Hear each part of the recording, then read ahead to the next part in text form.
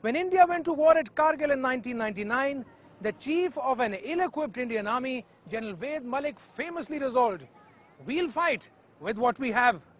Now, 11 years down the line, the Indian Air Force faces a similar problem. But unlike General Malik, the Air Chief P.V. Naik is kicking and screaming. He has declared 50% of his equipment obsolete. Armed with Soviet-origin missiles like the Pechora behind us, the Air Chief has warned that the situation with Indian air defense is very grim. And the MiGs continue to be a nightmare. Doesn't speak well for India's battle readiness.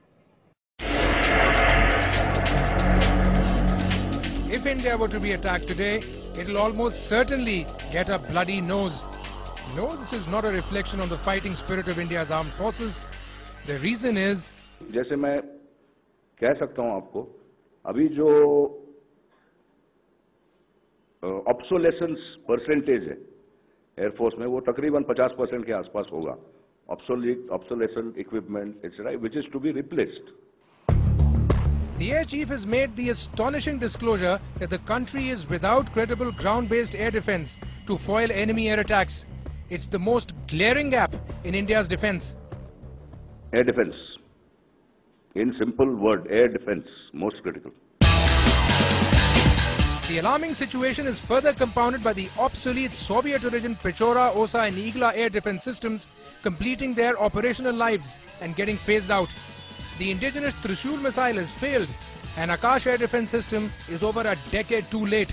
This is a reality check at a time when India's neighborhood, China and Pakistan, are rapidly modernizing their air forces, which are going to be the game changers in any future conflict.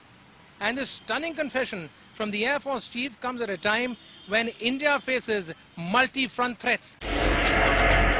India is defenseless against an enemy air attack unless it is intercepted by IAF fighter aircraft. A desperate India has turned to Israel and France for help. India is buying the Israeli Spider quick reaction missile and 8 squadrons of the revamped Akash air defense. Israel is also helping the DRDO develop the medium-range surface-to-air missile, which will have an interception range of 70 kilometers. France will co-develop a credible short-range surface-to-air missile with a range of 40 kilometers. India is hoping that these collaborations will end its helplessness. Till then, the countrymen can pray that an enemy is not tempted to launch a full-scale aerial blitzkrieg. Vishal Thapar, NewsX, New Delhi.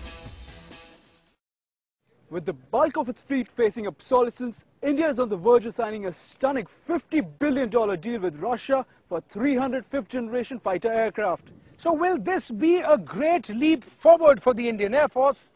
Or is this a big folly which reflects poorly on India's military planning and priorities?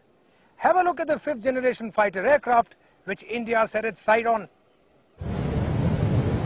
Russia appears to be palming off substandard weapons to India for tens of billions of dollars. Earlier in the month, the Russian defense minister made it all but clear that Russian weapons are just not good enough. The Russian defense minister suggested, quote, "Our weapons often do not meet the required standards. The Russian military-industrial complex does not meet our standards, therefore we're looking at imports," unquote. But now, less than a week later, the same minister has donned the role of a principal salesman and India has succumbed to the pitch. As per this agreement,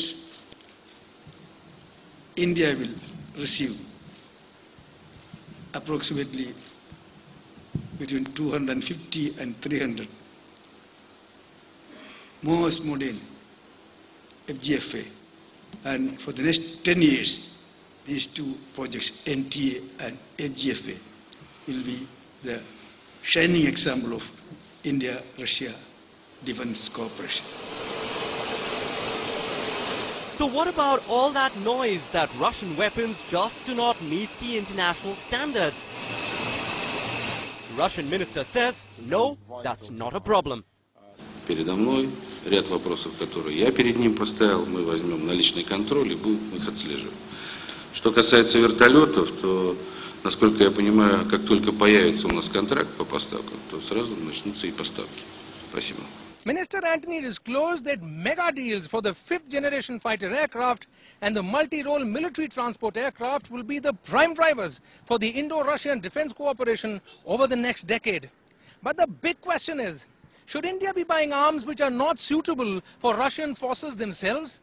And why should India want to be the world's largest operator of fifth-generation fighter aircraft at a time when the entire context in aerial combat is changing to unmanned aircraft? With video journalist Prashant Karmakar, this is Vishal Thapar, News.